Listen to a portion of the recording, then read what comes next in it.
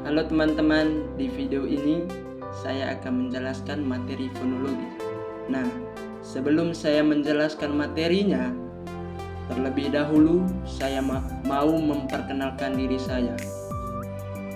Perkenalkan, nama saya Edwardus Juanto Firman, NIM 2410310049, Prodi Bahasa dan Sastra Indonesia 2024A. Baik teman-teman, langsung saja kita ke materi yang pertama tentang fonologi. Fonologi adalah cabang ilmu linguistik yang mempelajari bunyi bahasa, termasuk proses terbentuknya dan perubahannya. Fonologi juga mempelajari bagaimana bunyi bahasa diatur secara sistematis. Kata fonologi berasal dari gabungan kata fon yang berarti bunyi dan logi yang berarti pengetahuan. Objek kajian fonologi meliputi yang pertama, bunyi bahasa, fon yang disebut tata bunyi, fonetik, fonem yang disebut tata fonem, fonemik, tekanan, nada, hentian, dan durasi. Saya akan membahas materi yang kedua tentang fonetik. Fonetik adalah ilmu linguistik yang mempelajari tentang bunyi bahasa. Sederhananya, fonetik itu seperti ilmu yang mempelajari bagaimana kita menghasilkan dan memahami suara saat berbicara. Fonetik dibagi menjadi 3 jenis utama. Yang pertama, fonetik artikulatoris atau organis.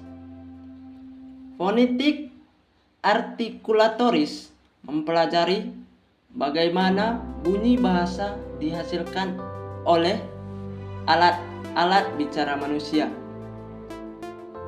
Alat-alat bicara ini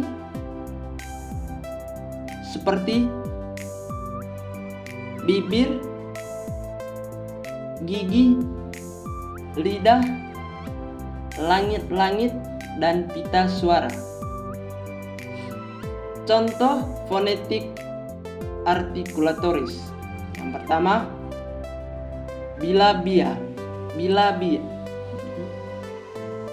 bila-bia.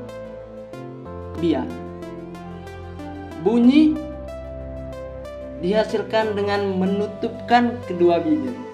Contoh, P,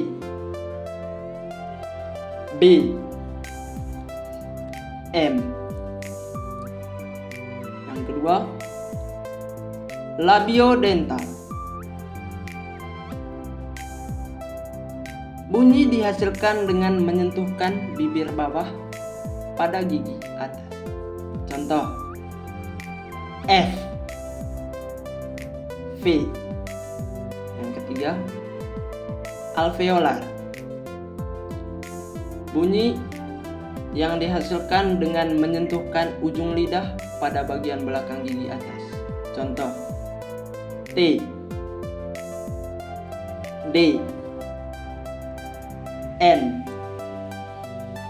S, Z. Yang keempat, velar. Bunyi yang dihasilkan dengan menyentuhkan belakang lidah pada langit-langit lunak.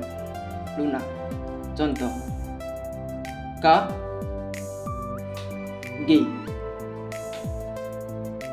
Terus yang kedua, fonetik akustik. Fonetik akustik mempelajari sifat fisik bunyi bahasa sebagai gelombang suara.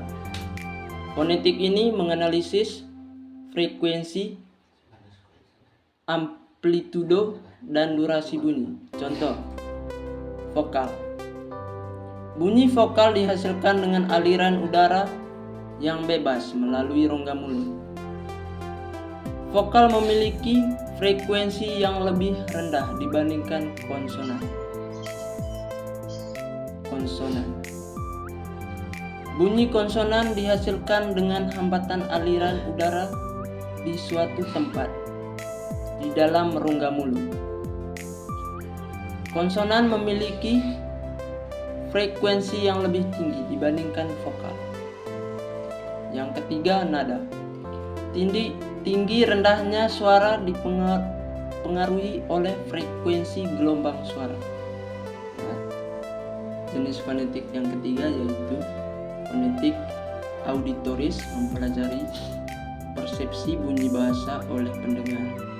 Fonetik ini berkaitan dengan bagaimana telinga dan otak kita memproses bunyi-bunyi bahasa.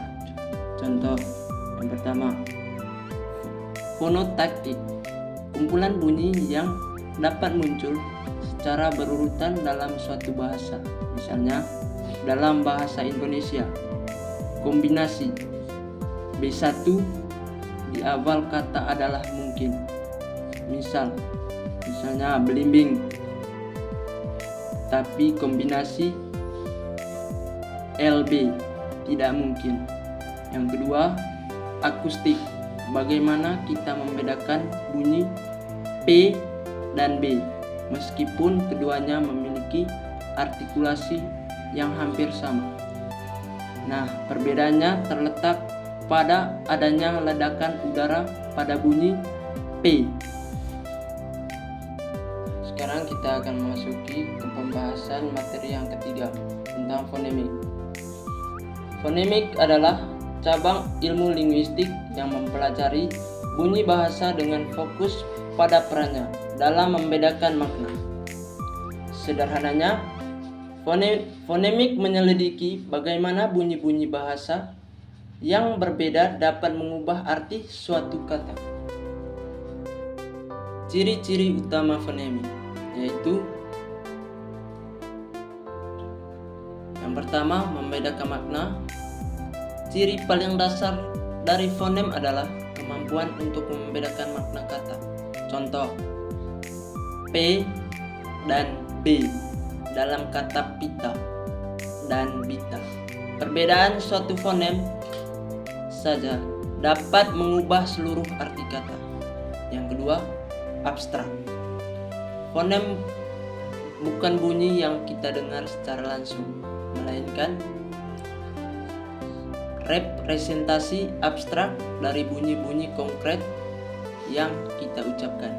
Contoh, bunyi P dalam kata pita dan apel mungkin diucapkan sedikit berbeda, tetapi keduanya dianggap sebagai realisasi dari fonem yang sama. Yang ketiga, alofon. Setiap fonem memiliki berbagai variasi yang disebut alofon.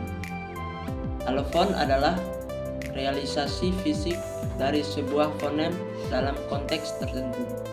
Contoh, bunyi L dalam kata laut dan lalu diucapkan sedikit berbeda, tetapi keduanya masih dianggap sebagai alofon dari fonem L. Sekarang kita memasuki materi yang berikutnya tentang nada. Nada mengacu pada tinggi rendahnya suara dalam ucapan yang dapat membedakan makna suatu kata atau kalimat. Bahasa yang menggunakan nada untuk membedakan makna disebut bahasa tonal. Jenis-jenis nada yaitu yang pertama, nada distintif adalah suatu ciri khas atau karakteristik tertentu dalam nada suara seseorang yang membedakannya dengan orang lain. Ini bisa berupa kualitas suara, intonasi, atau bahkan aksen yang unik. Nada distintif ini seringkali menjadi ciri khas orang dan dapat dikenali dengan mudah. Contoh, bahasa Mandarin. Bahasa Mandarin salah satu contoh paling terkenal. Kata ma dengan nada yang berbeda biasa berarti ibu, kuda, atau maki. Yang kedua, nada non-distintif. Nada non-distintif adalah kebalikan dari nada distintif. Jika nada distintif memiliki peran penting dalam membedakan makna kata dalam bahasa tonal, maka nada non-distintif adalah nada yang tidak membawa beban semantik yang signifikan. Dengan kata lain, perubahan nada dalam konteks ini tidak mengubah arti kata secara fundamental. Contoh, mari kita ambil contoh dalam bahasa Indonesia. Kata buku akan tetap berarti buku meskipun diucapkan dengan nada yang berbeda-beda. Namun, perubahan nada dapat memberikan nuansa yang berbeda. Buku dengan nada naik pada akhir kalimat ini bisa menjadi sebuah pertanyaan, seolah-olah bertanya, apa itu buku? Buku dengan nada tegas ini bisa menunjukkan kepastian, seperti ketika kita ingin menekan bahwa yang kita bicarakan adalah buku.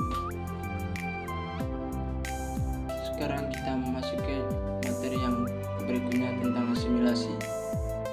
Asimilasi dalam pengertian biasa berarti penyamaan.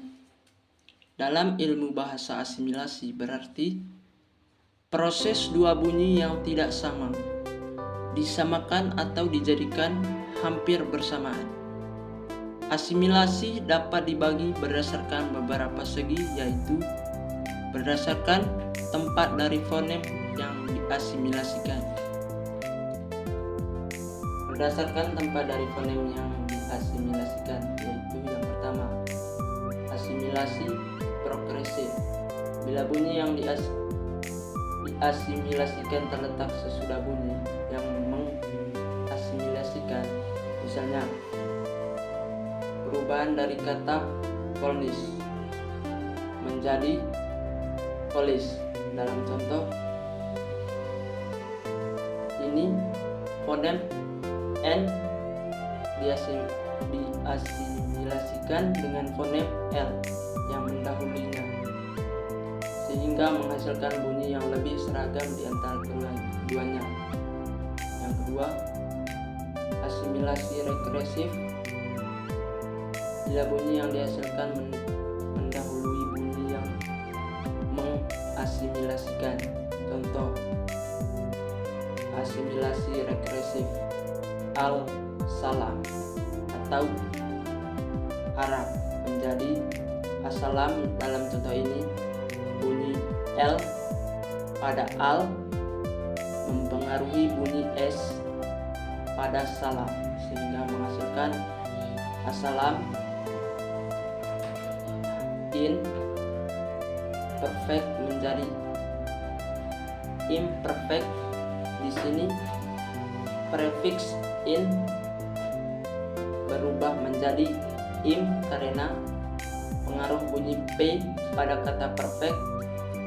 At asimilasi menjadi asimilasi. Pada contoh ini, prefix at merubah menjadi as sebelum bunyi S pada asimilasi. In moral menjadi immoral. Dalam contoh ini, prefix in juga berubah menjadi im untuk menyesuaikan dengan bunyi M pada kata moral.